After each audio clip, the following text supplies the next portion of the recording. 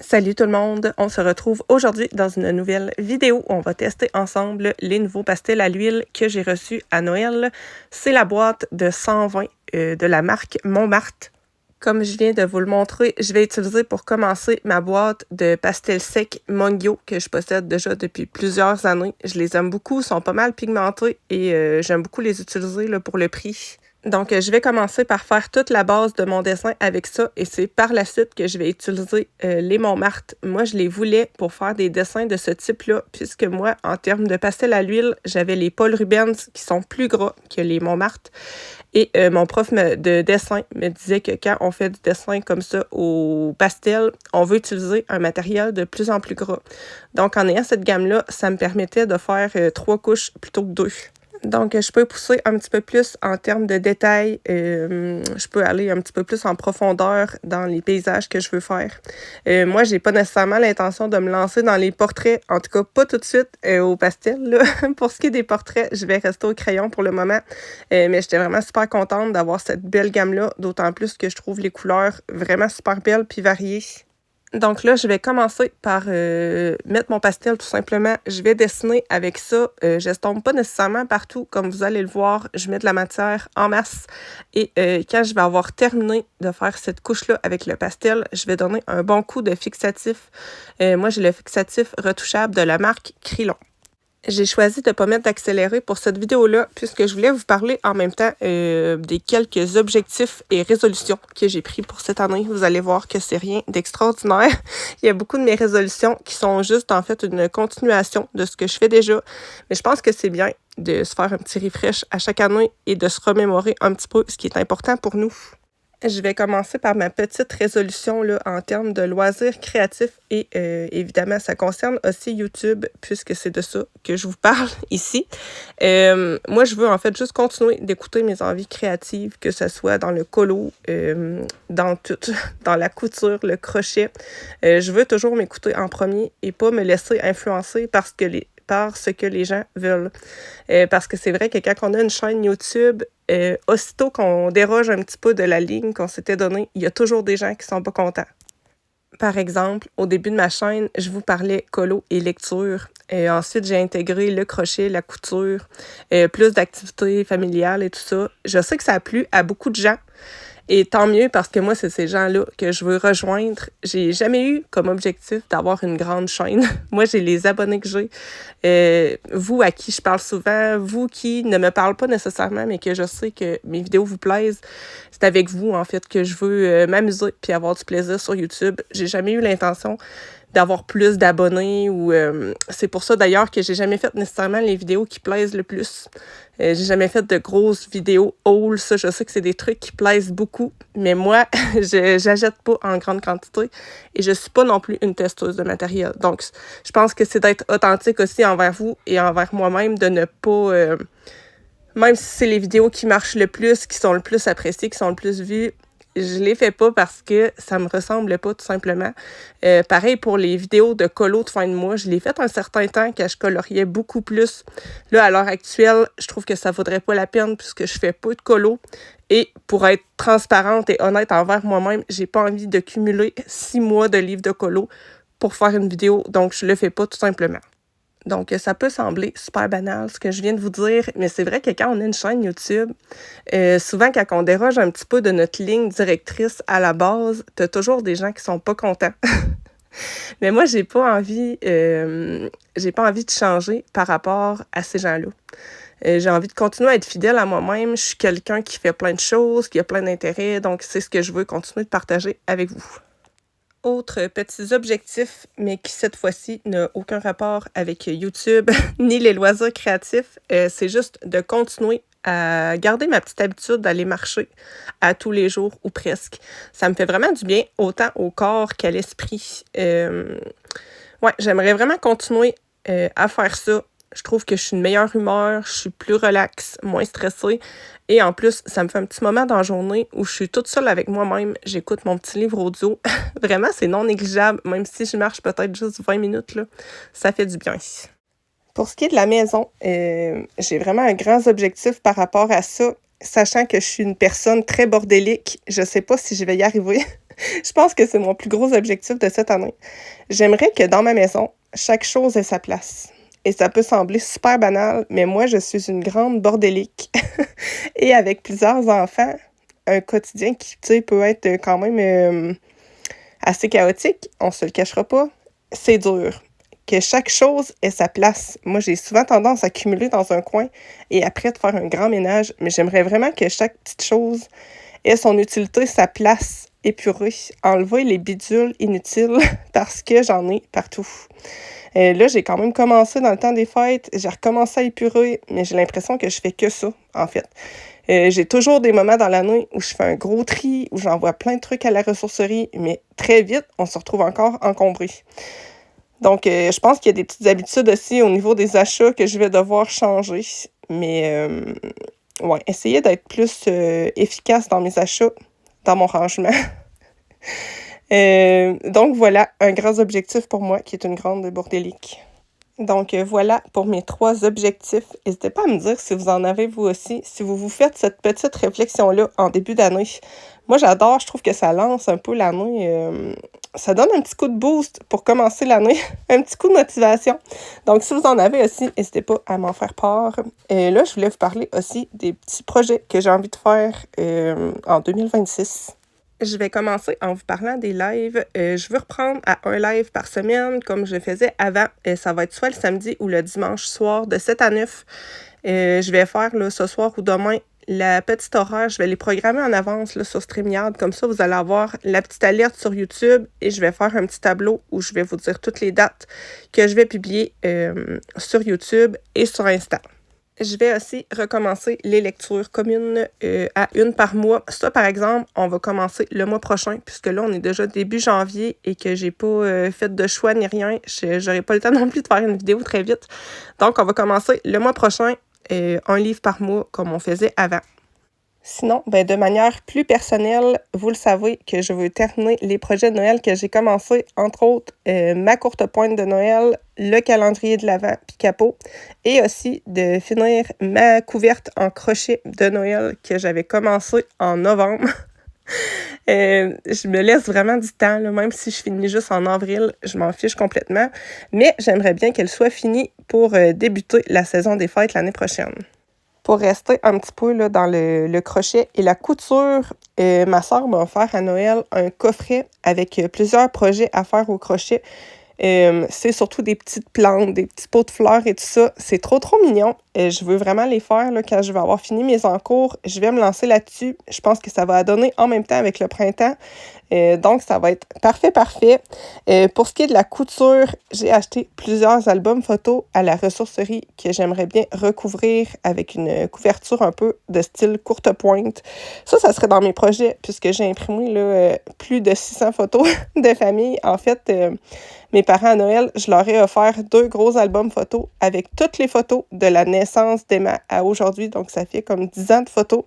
Je les ai imprimées pour moi aussi et j'aimerais beaucoup les classer dans des albums, mais les albums que j'ai sont vraiment laids et j'aimerais beaucoup faire des petites couvertures en tissu. Donc, ça serait dans mes projets éventuels. J'aimerais aussi faire une courte pointe de Pâques avec une esthétique un peu à la Bellatrix Potter, avec les petits lapins un peu vintage. J'adorerais faire ça.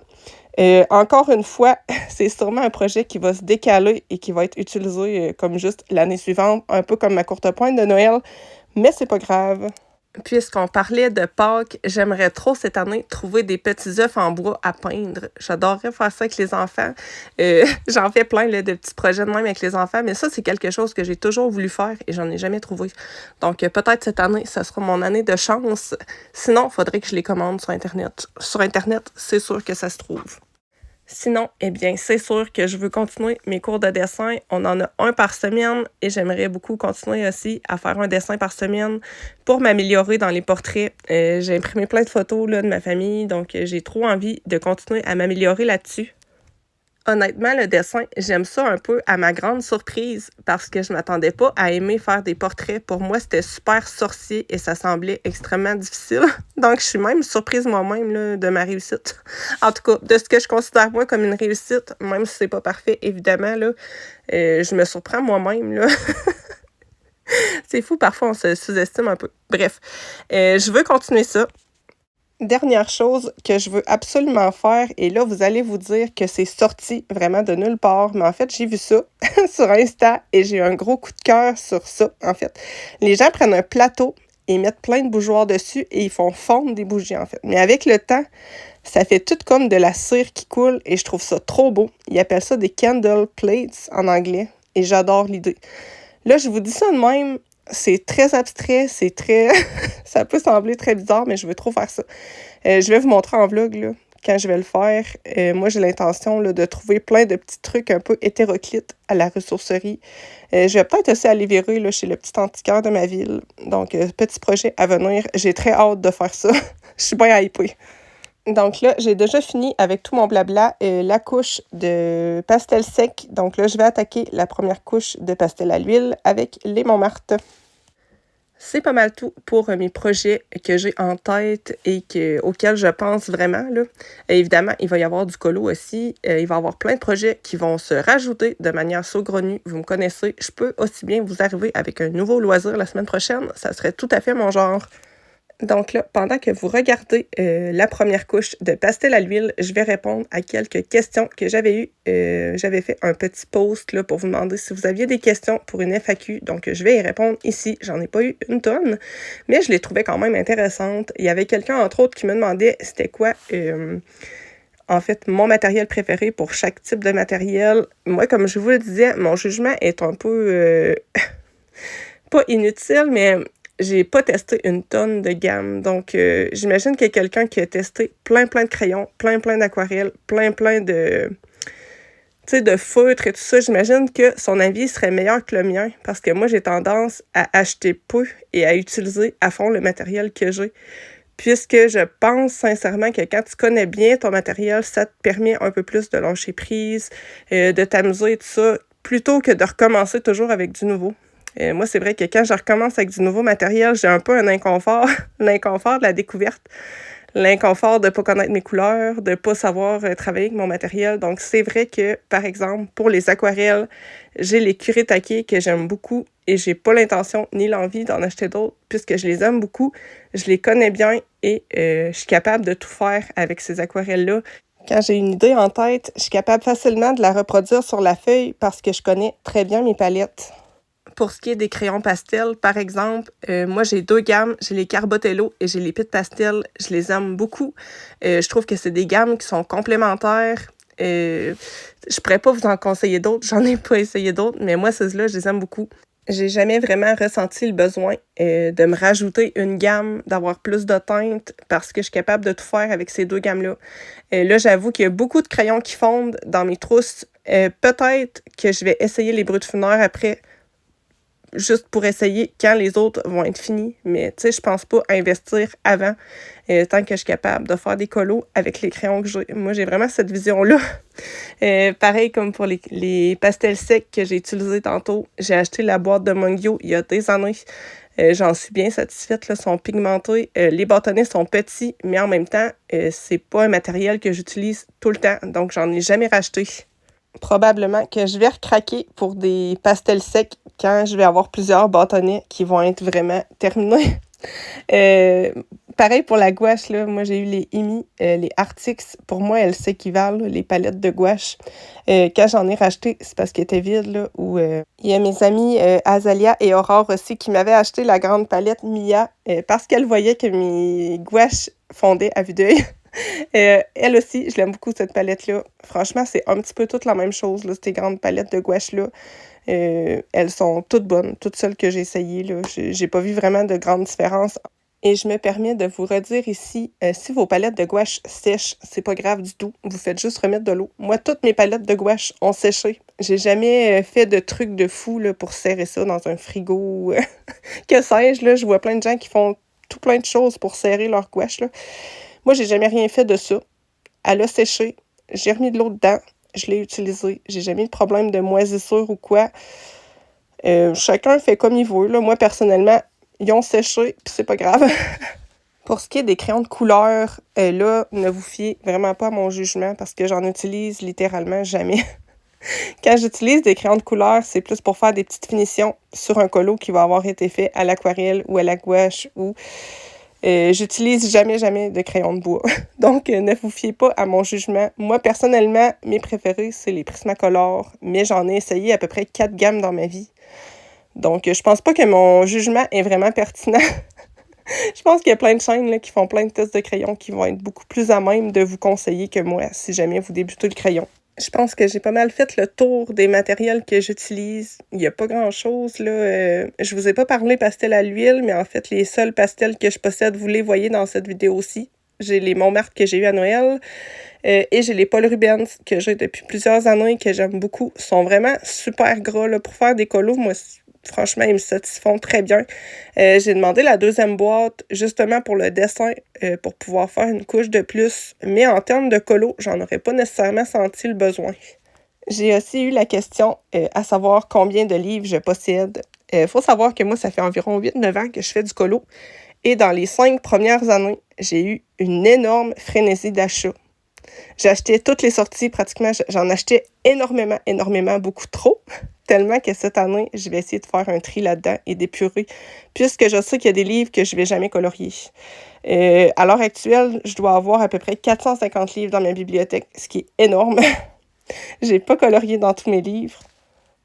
Mon objectif, ça serait vraiment de terminer des livres que j'ai déjà et de plus en racheter. Ça fait déjà au moins 2-3 ans que j'achète pratiquement plus de livres. Je pense qu'en 2-3 ans, j'ai dû en acheter 2 ou 3. Puis c'était vraiment mes auteurs préférés de tous les temps, genre Kirby Rosanne. Et encore, j'ai même pas encore acheté son dernier livre puisque j'ai l'intention de finir le Mythic World avant. Je répondis d'ailleurs sur la même question qui me demandait du même coup lesquels sont mes livres les plus avancés. J'ai le Mythic World de Kirby Rosanne. Il me manque, je pense, une dizaine de colos à faire dedans. Donc, c'est peut-être réalisable de penser le terminer cette année. Mais je ne me mets pas de pression avec ça. Ensuite de ça, il y a le Ticket to Dreams de Karolina Kubikowska qui est à presque la moitié aussi. J'ai le Flora de Maria Troll qui est à la moitié également. Le Forest Kingdom de Anna Carlson qui est aussi à la moitié. Pour rester un peu là, dans le beat des livres finis à moitié, j'ai le Cute and Creepy de Camilla Derico. J'avais perdu le nom. J'ai mon livre des enluminures aussi qui, lui, est à plus de la moitié. Mais c'est un livre que j'en double. Mais bon, je me donnerai pas comme défi de le finir 2 fois quand même. Là. Je suis folle, mais pas tant que ça. Sinon, j'ai 2 petits livres de Morgane O'Brien qui sont vraiment presque finis. J'ai le petit sur les elfes, il m'en manque 7 à faire, il me semble. Et j'ai celui avec la petite souris d'automne. Moi et Azalia, on a fait toutes nos bases sur tous les colos. Là, il manquerait juste à les finir. Donc, Azalia, si tu m'écoutes et que ça te tente qu'on se refasse des petits lives pour finir ça, fais-moi signe. Bref, des livres bien avancés, j'en ai vraiment plusieurs puisque moi, j'ai tendance à pas m'éparpiller dans mes livres. Même si j'en ai une tonne, je vais toujours dans les mêmes. J'ai un Harry aussi, le Harry, le tome 2, qui arrive à la moitié. J'en ai beaucoup, je suis sûre que j'en ai que j'oublie.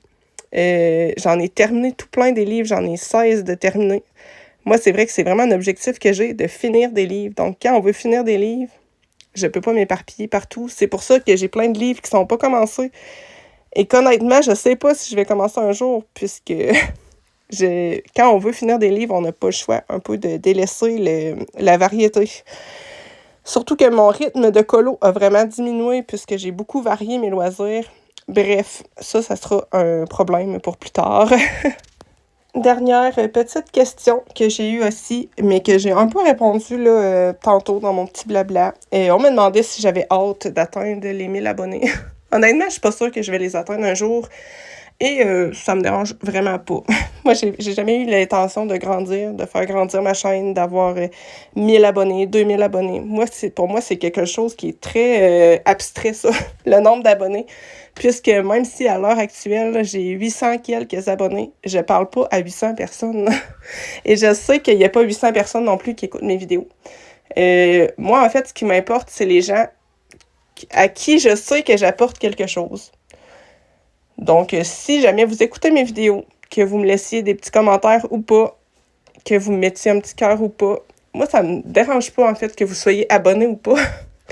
Moi, si je vous fais du bien quelque part au travers d'un écran, ça me fait bien plaisir. Puis ma mission de partage est accomplie. Je pense avoir assez parlé pour cette vidéo, donc je vais vous laisser en musique pour la suite. Je vous souhaite une belle année, de la santé, de la sérénité, du bonheur, de la simplicité aussi. Je vous envoie des bisous et on se retrouve très vite dans une prochaine vidéo.